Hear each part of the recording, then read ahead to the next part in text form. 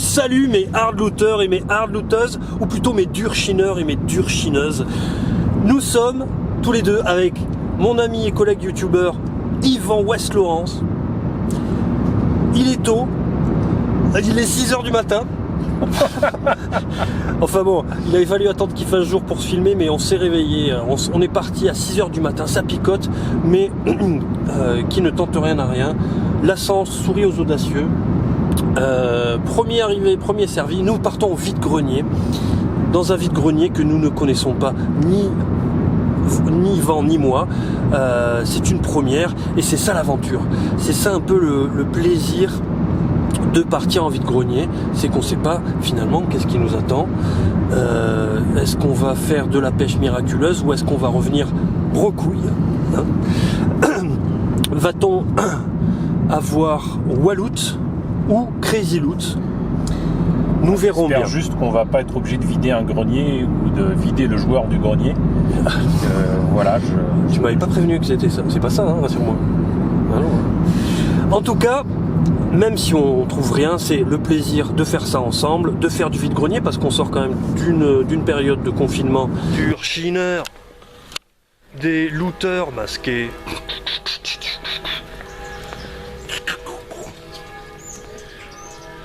La messe est dite. Ils viennent pour tout ou ratisser. Ce sont des petits cons. Chercher une rime en ongle, c'est pas la meilleure. Bah, ça va faire du bien, oui, d'autant que j'étais un grand amateur de vide-grenier quand j'étais encore en région parisienne. Je vais pas dire que ça me manque, mais j'avais vraiment organisé tous mes week-ends autour des vide-greniers. Il m'arrivait souvent d'en faire entre 3 et 5 en une journée. Et une bonne partie de mes collections viennent de là. Donc ça fait plus de 30 ans que je chine. Donc forcément c'est quelque chose qui fait partie un petit peu de mes habitudes et de ma vie, quoi. Donc voilà, et puis les choses ont beaucoup changé en 30 ans. Donc on va voir ce que ça donne et on est toujours capable d'être surpris par ce genre d'événement. Il y a plein de choses à trouver tout le temps. Donc, voilà. Et pour allier l'utile à l'agréable, eh bien on va profiter de l'expérience d'Yvan et on va essayer de donner nos conseils. Hein, c'est pas un tuto non plus, hein, chaque chineur a ses petites astuces ou sa préparation, mais en tout cas on va en profiter parce que ça se trouve on va rien trouver, autant que cette vidéo serve à quelque chose, parce que c'est vrai que si on revient sans rien du tout, bon ben, c'est un peu con, mais au moins vous donner quelques astuces, comment bien se préparer, quelques conseils. Le premier conseil, je dirais, on peut parler de la préparation avant de partir. On peut se préparer avec un sac. Un sac, pourquoi un sac? Déjà pour pas se trimballer avec plusieurs choses. Si on trouve je sais pas moi, un circuit automobile, un jeu de société, c'est toujours bien de pouvoir se le mettre dans le sac et pas avoir à retourner à la voiture ou montrer qu'on est chargé et qu'on a fait beaucoup d'achats aussi, c'est important parce que les gens se disent bon lui il a un certain pouvoir d'achat, il s'est fait plaisir, je vais peut-être l'aligner. Il y a ça, mais c'est surtout qu'il faut rappeler que dans les vide-greniers, c'est pas des commerçants. Enfin, normalement, un vide-grenier, c'est supposé être des particuliers qui revendent des affaires à eux dont ils veulent plus, ils veulent se débarrasser de ce qu'il y a dans le garage, dans le grenier, justement, ou quoi. Donc les gens n'ont pas forcément de sac à vous passer. Exactement. Donc il faut penser à en avoir un tout simplement sur soi pour rendre service et surtout pour éviter de perdre du temps. Parce que si vous demandez aux gens de trouver un sac et qu'ils ne l'ont pas et que ça prend du temps, c'est autant de minutes que vous perdez à ne pas être sur un autre stand pour trouver éventuellement d'autres objets. Exactement. Ça c'est surtout valable sur les vide-greniers les plus grands, les plus petits pas forcément, et encore. Donc il faut se préparer et avoir déjà des sacs avec soi, c'est une chose, mais surtout il faut se préparer longtemps à l'avance avec notamment la monnaie. Mais pour rester dans le matériel, on va dire que ce sac il peut servir aussi à mettre une bouteille d'eau. Là par exemple on est en pleine canicule, une casquette pour éviter effectivement les films de merde. pour éviter les coups de chaud, parce que ils sont pas toujours à l'ombre ces vide-greniers. Une bouteille d'eau pour s'hydrater. Les chaussures, avoir des bonnes chaussures parce qu'on marche beaucoup. Là il fait chaud, on aurait tendance à vouloir y aller en claquettes, erreur. On va pas se faire des kilomètres en claquettes. Ne pas montrer qu'on est des geeks, hein. Yvan a pas mis son plus beau t-shirt Gundam, moi j'ai pas mis mon plus beau t-shirt Evangelion, parce que on s'affiche. On n'est pas là pour arnaquer les gens, c'est juste que c'est naturel. Si quelqu'un vous voit arriver avec un t-shirt Star Wars, il se dit tiens lui c'est un bon client, quoi. C'est-à-dire que ce que j'ai là, je veux lui en parler, et pourquoi pas, puisqu'il connaît, il sait de quoi on parle, monter un peu le prix. Voilà, c'est naturel, on peut pas en vouloir aux gens d'augmenter les prix, mais les prix sont pas affichés sur les vide-greniers, donc c'est un peu à la gueule. Donc autant être le plus neutre possible. Voilà, le père de famille qui vient acheter pour ses enfants. Il y a le côté, on en parlera plus tard, la psychologie un peu, mais il faut passer pour un peu quelqu'un qui s'y connaît pas, qui est là pour acheter un truc qui lui rappelle peut-être un peu son enfance, mais ne pas faire tiens je voudrais ce Goldorak en boîte Poppy de 79 qui m'a l'air mint, s'il vous plaît, combien? Parce que là c'est sûr que ok lui s'y connaît, je vais un peu aligner. Combien le robot dans sa jolie... Combien le jouet? Combien le puzzle? Combien c'est ça? Ou alors si par exemple il y a des caisses, montrer la caisse, combien le groupe, combien les voitures, combien les personnages, combien. Alors après on peut dire mais ça dépend, ils sont pas tous au même prix, lequel, mais en tout cas voilà, faire des grosses masses, quoi. Bon là on part un peu loin, mais pour revenir donc au matériel, la monnaie, Yvan, si tu veux parler effectivement de la monnaie. La monnaie, mine de rien, si on y pense à la dernière minute, la loi de Murphy veut qu'on ne trouvera pas déjà de tireuse à billets. Ensuite, si on trouve une tireuse à billets, surtout un week-end ou un dimanche matin, peut-être que la machine n'aura que des gros billets, genre 20 €, 50 € et pas de 10 €. Faut essayer d'avoir la plus petite monnaie possible. Et quand je dis qu'il faut se préparer longtemps à l'avance, n'hésitez pas à garder les centimes ou des euros dans une petite pochette ou quoi. Et comme ça, vous avez de la monnaie à disposition. Parce que rien n'est plus humiliant quelque part. En tout cas pour la personne à qui vous achetez, de négocier un objet à, je sais pas moi, 20 centimes, 50 centimes, et puis vous sortez un gros billet de 20 €, faut arrêter les bêtises. Là encore, on n'a pas affaire à des commerçants professionnels, ils n'ont pas la monnaie à vous rendre sur un billet de 20 €, faut arrêter les bêtises. Et à part quelques personnes qui justement sont des semi-professionnels, voire des professionnels tout court, ils n'auront pas forcément de machine pour que vous payiez avec PayPal ou avec votre carte de crédit, quoi, même s'il y a des machines qui existent maintenant. Pensez à avoir de la monnaie, pensez à avoir de la petite monnaie. Et ça peut même être un moyen, j'allais dire, de négociation en disant écoutez, je n'ai plus que cet argent-là, donc plutôt que 5 €, est-ce que ça vous dérange de passer à 3 €? Ça m'arrange moi, parce que j'ai envie de m'acheter une boisson à côté, un sandwich ou quoi, ou j'ai pas envie de finir la brocante là ou le vide-grenier maintenant en vous achetant cet objet-là, j'ai peut-être autre chose à trouver à côté. Si je peux garder 2 € avec moi, ça serait gentil. Et en plus, vous ne mentirez pas, vous montrez l'argent que vous avez. Donc évitez aussi de sortir avec des centaines d'euros, hein, c'est complètement ridicule. Ok pour 3 €. Tu m'as convaincu, pardon. Mais... J'étais dans...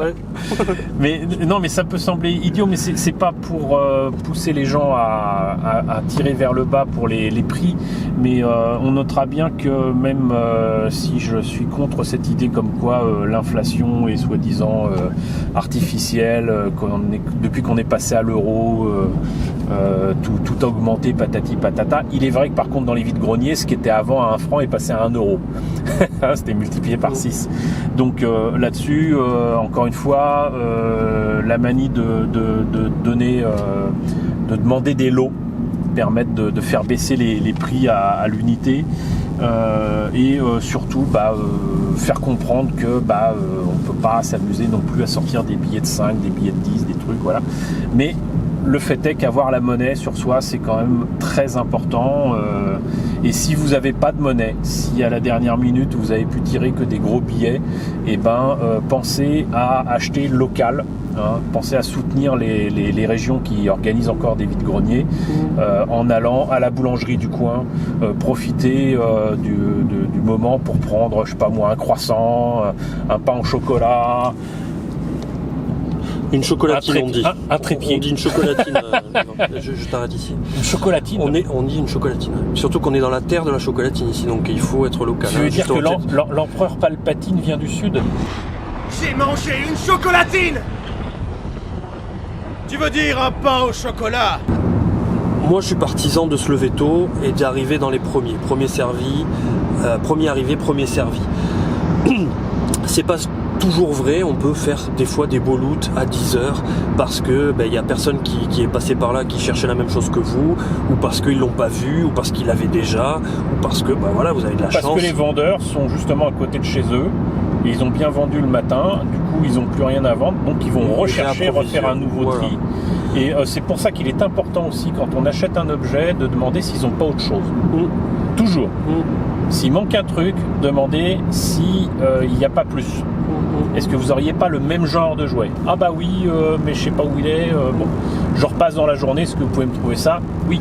Voilà, ça serait bête de trouver une figurine d'Albator, de croire qu'il n'y a pas les accessoires, et puis en fait les accessoires sont à côté, et ça m'est déjà arrivé. Moi j'ai récupéré des accessoires d'un Albator dans un vide-grenier en fin de journée, genre il était 18h, et la dame allait jeter les accessoires, parce qu'elle les avait retrouvés, elle avait vendu la figurine toute seule, elle allait jeter les accessoires parce qu'elle considérait que ça n'avait plus aucun intérêt de les garder. Donc en fait, vous sauvez aussi des objets comme ça. C'est pas juste compléter un objet, c'est juste qu'à la fin de la journée, ça risque d'être jeté. Donc pensez à ça, pensez à ce genre de choses. Toujours demander, est-ce que vous n'avez pas d'autres objets du même genre voilà, parce que sinon, de toute façon, comme c'est des vides-greniers, encore une fois, les gens sont pas très loin ou sont même carrément devant chez eux. Il peut y avoir d'autres trucs qui traînent et ça serait bête de passer à côté justement à côté de loot. Tout à fait. Bon, après, voilà, moi j'ai dans ma région, à force de faire les mêmes vides-greniers, je connais les gens et je connais les gens qui cherchent la même chose que moi. Et il n'y a rien de plus frustrant que de croiser ces gens-là, les sacs pleins, alors que moi je viens d'arriver. Pour citer Ayam, quand j'y allais, quand tu y allais, nous on revenait. Donc ça veut dire que c'est trop tard, quoi. Moi, avant, je ne connaissais pas ces gens-là. Et je m'en fichais, finalement, je ne regarde pas les gens autour, je regarde les stands. Mais quand tu commences à connaître les gens qui cherchent la même chose que toi, et que tu arrives sur place et tu les croises en train de partir les sacs pleins, ils t'ont laissé les miettes, en fait. Voilà. Se lever tôt, ça permet aussi d'en faire plusieurs. Ça permet d'être à la fraîche. Ça permet que les gens, on va en parler, mais ils sont déjà un peu plus frais eux aussi, parce que des fois ils se sont coltinés soit la chaleur, soit le froid, soit la fatigue, et soit les gens qui sont pénibles et qui sont pas polis, ça on va en parler aussi, mais voilà, les gens, c'est combien ça? Voilà, non, bonjour, un petit sourire, s'il vous plaît, au revoir, un petit mot agréable, c'est la moindre des choses. Comme disait Yvan, c'est des gens comme nous qui sacrifient leur week-end, en tout cas un jour du week-end, pour faire un peu d'argent ou se débarrasser. La moindre des choses, c'est d'être poli, d'être agréable, et ça jouera toujours en votre faveur. Et ils se sont levés encore plus tôt que nous. Encore plus tôt que nous, bien sûr. Donc ça, c'est un autre point qu'on peut apporter, mais effectivement, être aimable, oui. Même si des fois, c'est vrai qu'il y a des exposants qui ne le font pas, eux. Mais c'est pas grave. Ça peut arriver, mais autant la mauvaise humeur est communicative, la bonne humeur l'est aussi. Et on gagne toujours à faire sourire ou à donner un petit peu de bonne humeur aux gens. Et je pense que c'est important. C'est très important et c'est bon pour le karma.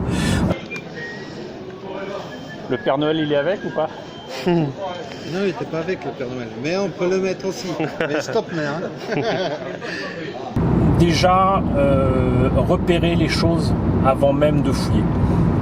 Ça peut sembler bête, mais un objet, évidemment, il faut que vous connaissiez votre sujet, mais les objets que vous recherchez, que vous vouliez ou non, ont des formes et des couleurs particulières. Un objet en plastique n'a pas la même couleur qu'un objet en métal. Vous pouvez parfois repérer des choses de loin, rien qu'à la forme et à la couleur. Les objets de telle ou telle période aussi n'ont pas les mêmes couleurs. Les personnes qui connaissent les objets des années 70, genre Dinky Toys, Corgi Toys, etc., savent que c'est souvent des couleurs primaires et tout ça qui sont mis en avant. Même si on n'est pas spécialement d'accord là-dessus, moi je pars du principe aussi qu'il peut y avoir des fois des mélanges. Les horribles jouets McDo qui prolifèrent désormais dans les vides-greniers, les jouets McDo, mine de rien, peuvent cacher parfois des trésors. Donc il faut vraiment fouiller. Pour autant, il ne faut pas passer des tonnes de temps sur un stand. Plus vous restez longtemps sur un stand, déjà vous prouvez que vous portez un intérêt sur un objet. Donc ça va faire grimper les prix. Donc n'hésitez pas non plus à demander les prix avant. Ça rime à rien de passer 1 heure sur un stand et après de demander le prix. Le gars, forcément, il va pas demander 50 centimes. Donc, demandez les prix. Vérifiez un petit peu les objets, mais j'allais dire allez vite et bien, soyez efficace. Parce que de toute façon, vous n'avez pas intérêt à passer des heures sur un stand. Si ça se trouve, vous ratez quelque chose à 10 mètres de là et vous ne le savez pas. Mais il faut vraiment repérer les choses rapidement, avoir l'œil et ensuite savoir négocier. Ça, c'est le conseil de base.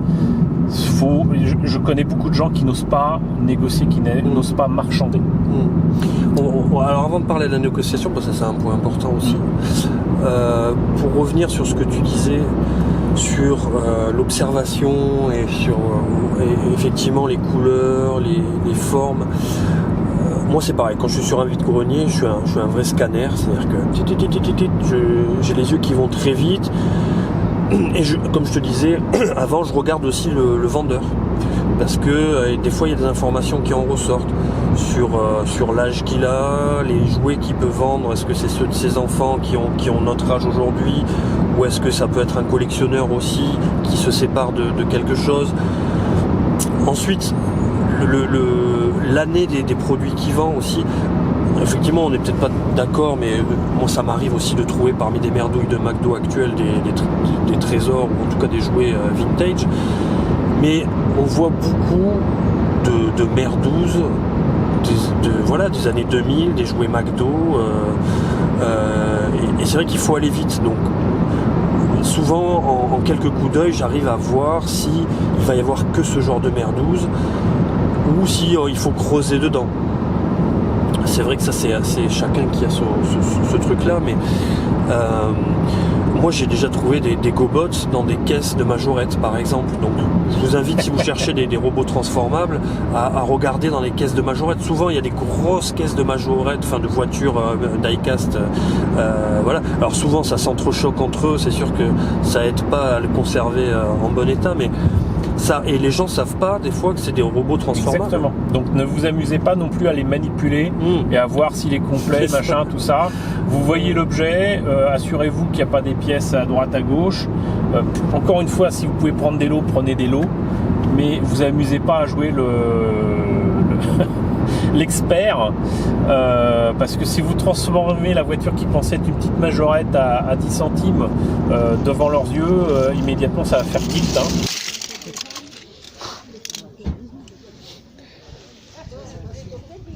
Bonjour mesdames, c'est à combien les voitures? C'est 50 centimes, 1 euro les 3. 1 euro les 3.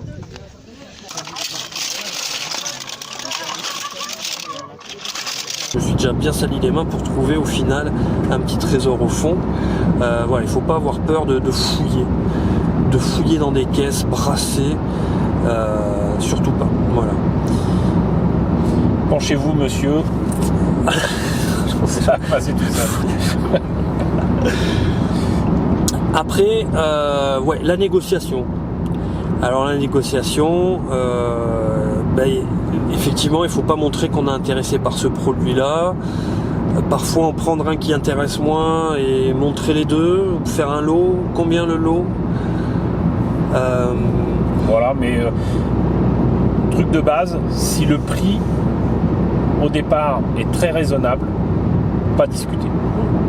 Voilà, vous tombez sur quelque chose qui vous intéresse, vous connaissez le prix, le prix est ridiculement bas, ça rime à rien de demander à payer 5 centimes un truc qui vous est proposé à 10 centimes. Hein, faut arrêter de jouer les rapias, même s'il est important encore une fois de garder de la monnaie. Si le prix de départ est raisonnable, la personne vous fait gagner du temps, profitez-en, vous payez le prix et puis c'est parti quoi. 200 vous arrache le cœur 250.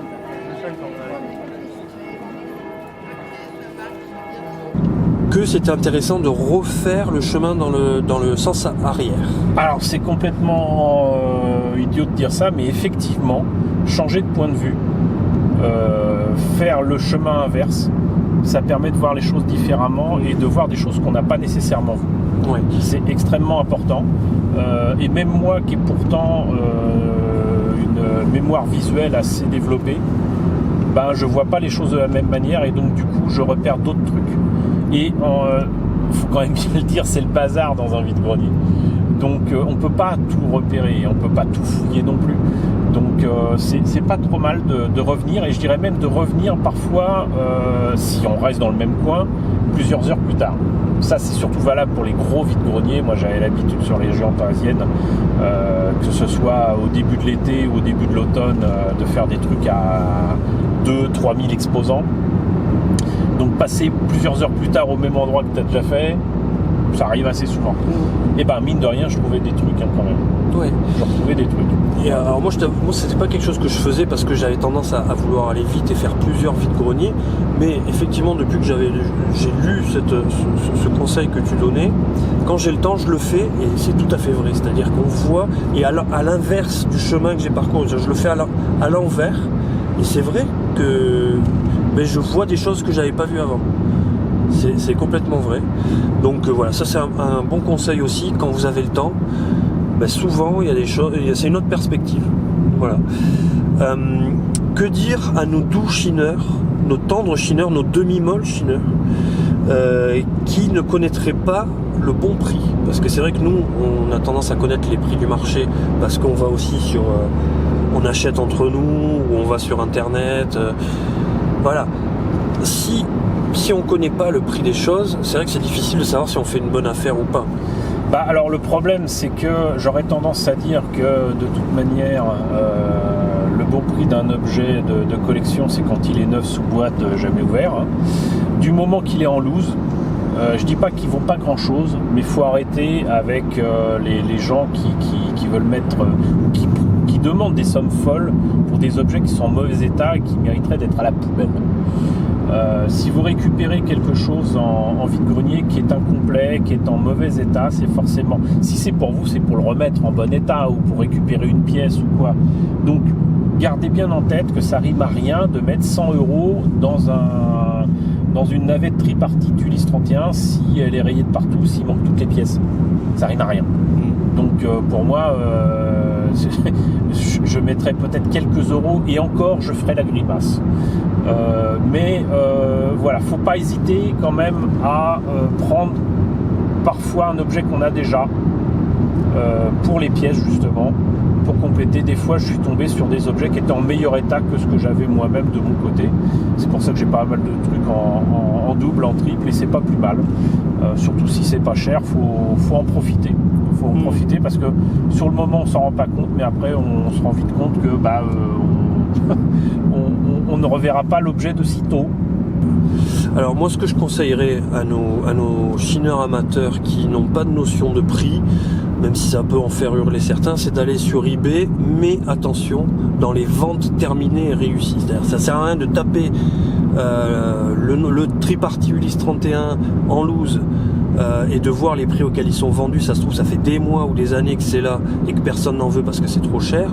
Allez dans les ventes réussies, les ventes terminées, et là vous pourrez vous faire une idée du prix auquel s'achètent les choses si vous n'avez pas la culture encore. Voilà.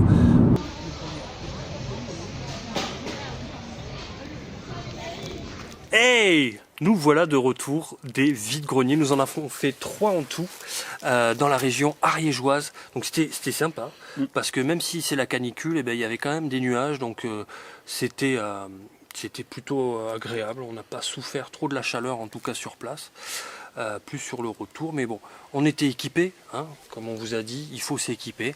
Et donc on a fait Foix, la ville de Foix, hein, avec le château et tout ça, bien que ce soit sur le parking d'Intermarché, c'était pas super. Le parking n'était pas génial, mais voilà, il y avait du beau paysage autour, et c'était que le début de la journée, il était quoi, à 8h30, donc voilà. Ouais, on est arrivé tôt. Ensuite, nous avons fait Pamiers. Et on a fini par Mirepoix, un joli petit village médiéval. Oui.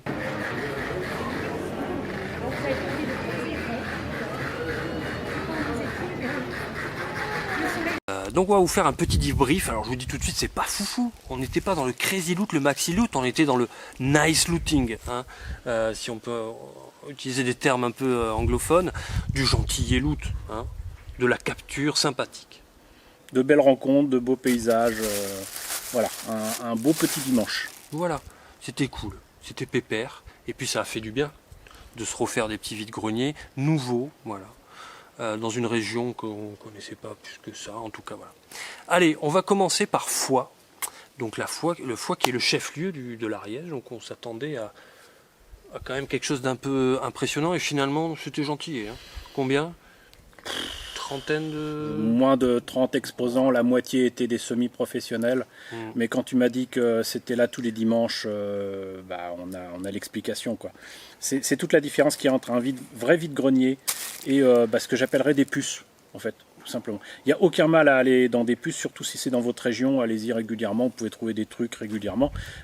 Mais c'est pas la même chose, c'est pas la même qualité de produit que dans des vrais vide-greniers où les gens se débarrassent de ce qu'il y a littéralement dans leur grenier, dans leur garage, etc. Là, il y a la moitié des objets qu'on a vus, c'était quand même des trucs neufs, on aurait dit qu'on était dans un marché, quoi. Voilà. Donc, voilà. Mais pour autant, tu es tombé, tu l'avais d'ailleurs dit, tu es tombé sur un lot de véhicules façon majorette ou quoi. Voilà. Et en fouillant un tout petit peu. C'est ça. Donc comme quand on vous donnait là tout à l'heure des petits tutos, des petits conseils, je vous disais, quand vous voyez des bacs de majorette, il faut fouiller et des fois on trouve des transformers ou des gobots, c'est-à-dire des robots transformables en véhicules. Et là, boum, miraculous loot, hein, ou en tout cas, voilà, un petit gobot. Donc ça c'est Jeep, tout simplement, des gobots. Là on a Spray ici. Et qui étaient dans leur mode alternatif, dans leur mode véhicule. Donc ça passait forcément pour des véhicules et pas pour des robots.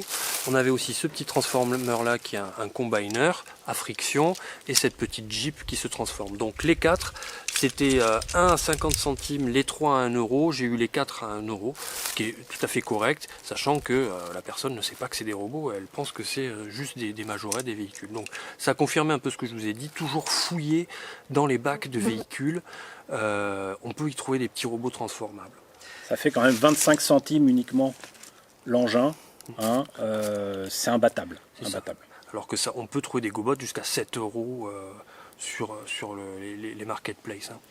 Et dans le même panier, on va dire, moi je me suis contenté de quelques petits véhicules que je devine venir de surprise Kinder.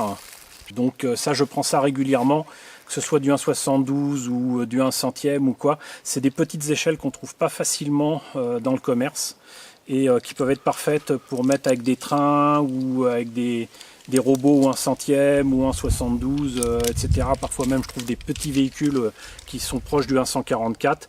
Et ça, c'est le petit détail qui tue, qui permet de faire des choses sympathiques sur un diorama.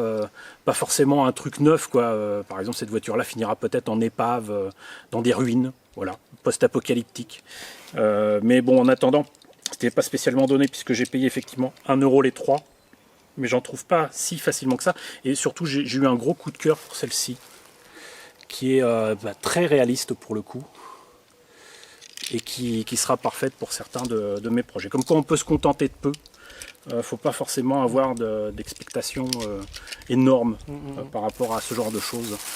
Voilà. Et puis tu as trouvé un autre robot, voilà, un peu plus connu, hein, un petit peu plus connu. Un petit R2D2, alors c'est Yvan qui m'a dit ce qu'il faisait, donc il projette des hologrammes, ce qui est quand même pas dégueu, donc on met des piles, ici il y a une petite molette à tourner et visiblement il Il y a différentes images, Chewbacca, Leia, 6PO, etc. Ça projette d'ailleurs assez facilement des petites images rouges.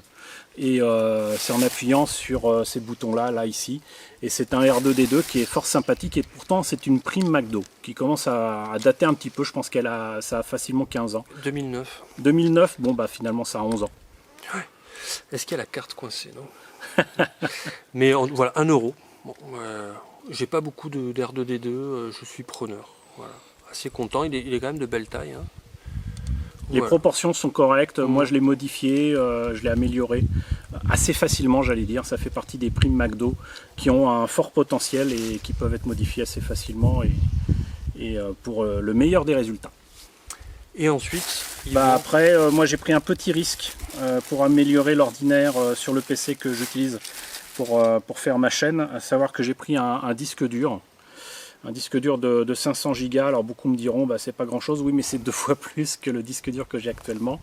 Donc j'espère du coup augmenter mes capacités en mémoire de mon PC, mais c'est un petit risque. Ça c'est le genre de matériel, faut vraiment pas payer trop cher. C'était 10 €, ça restait honnête.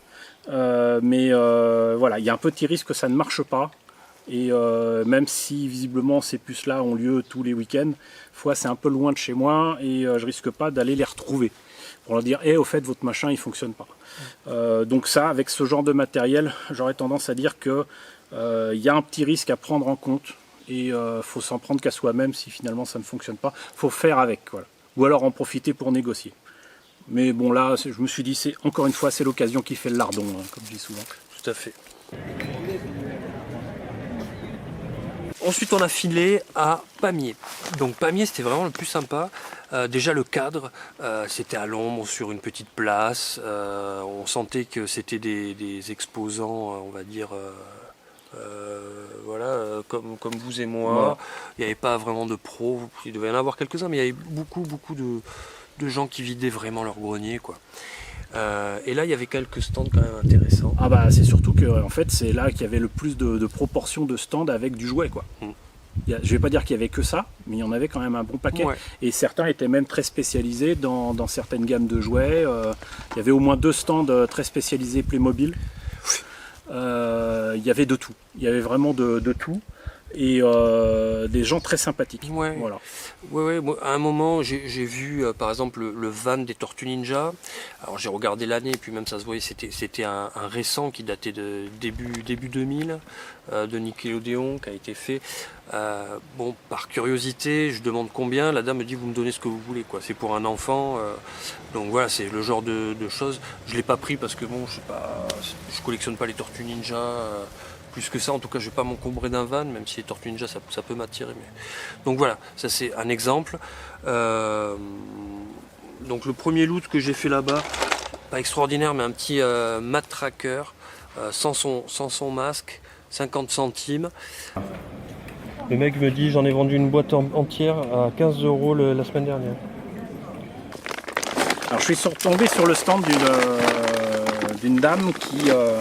avait déjà sur sa table quelques objets exposés, mais il faut avoir les yeux partout. Et d'ailleurs, elle me l'a dit, vous avez un œil de lynx. Et il y avait derrière elle un récipient qui était transparent, semi-transparent, et où j'ai tout de suite repéré qu'il y avait des figurines comme ça, des maîtres de l'univers. Et du coup, je lui ai demandé de fouiller dans le récipient parce qu'elle n'avait pas l'air décidée d'exposer quoi que ce soit, peut-être en considérant que c'était en mauvais état. Et petit à petit, j'ai trouvé des morceaux, notamment ici. Bon, là, j'ai remis les bras, mais je crois que c'est Ironhide, je sais plus. En tout cas, un Transformers des films. Il y avait que les bras qui traînaient dans ce récipient-là, et en fait, le reste du véhicule était plus loin. Donc, faut pas hésiter, encore une fois, à fouiller, à avoir vraiment les yeux en face des trous, j'ai envie de dire. Donc il y avait ça, alors c'est ça dont je suis le plus content. Je vais pas vous sortir le bras de celui-là, mais j'avais pas vu qu'il était cassé lui. Un personnage Winspector que je trouve plus très facilement, c'est pour les pièces, hein, sincèrement.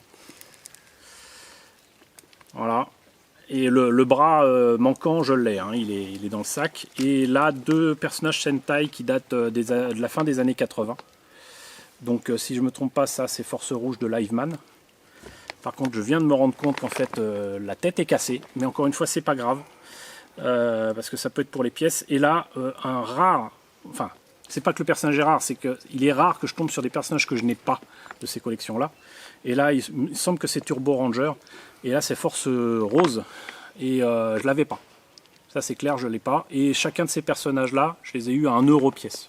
Très sympa. Hein. Voilà. 1 € beau prix. C'est pas l'affaire du siècle, mais c'est tout à fait honorable. En plus, la dame était charmante et très serviable. Donc ça s'est très bien passé. J'ai eu quelques accessoires en plus. Voilà, je sais pas d'où ça sort, mais c'est peut-être un personnage Sentai, mais plutôt de la période Bandai Power Rangers. Et ça, c'est toujours utile à prendre. Voilà, donc c'est pour les pièces, c'est pour entre guillemets dépanner. Et sinon, après, je suis tombé sur des... Pendant que tu fouillais et que tu tentais d'avoir un Père Noël, je suis tombé sur des figurines Star Wars. Et il se trouve que, à part le général Madin que j'ai déjà, mais que j'ai pris aussi pour la forme parce que j'aime beaucoup ce personnage. Madin quoi Madin Shaina a priori. Le général Madin de Star Wars, enfin du Retour du Jedi. Et comme le gars semblait vouloir faire des primes, finalement ne l'a pas fait, mais tant pis. J'ai pris d'autres personnages que je n'avais pas, donc là avec a priori, c'est pas la reine Amidala, mais peut-être celle qui lui a succédé, je ne sais pas. En tout cas, bon, c'est des personnages. Elle n'a pas de culotte. De Star Wars. Oui, c'est fou. Je l'ai vu qu'après, mais effectivement, elle n'est pas très très vêtue sous sa robe. Et sinon, là, il y a quand même... Voilà. On verra pas, il veut pas faire le... Un clone trooper, et ici, donc... Il a les ongles longs. Le comte Dooku. Mais ça, c'est les versions Clone Wars, le dessin animé. Une série animée de Star Wars que j'aime beaucoup. Et donc j'ai très très peu de figurines. Voilà. Et c'était pas spécialement donné, mais à 1 € pièce, ça va. Elles sont bien stylées. Hein. Moi j'aime beaucoup le comte Dooku. Franchement, je m'attendais pas à ce qu'il soit aussi beau. Et puis surtout, ce que j'aime bien avec le clone trooper, c'est qu'on peut lui enlever son casque. Ce qui n'est pas toujours le cas avec les clone troopers. On peut lui enlever son casque et voilà, il est trop badass. Trop sympa. Voilà. Et puis au final, bah, ça s'est limité à ça pour moi aujourd'hui. Ensuite, il y avait un autre stand donc, qui vendait bien des voitures die-cast et qu'on avait repéré avec Yvan depuis la voiture en arrivant. Et là, j'ai fait un loot plutôt cool. I have to admit it, j'ai chopé la navette Playmo Space, qui est ma foi...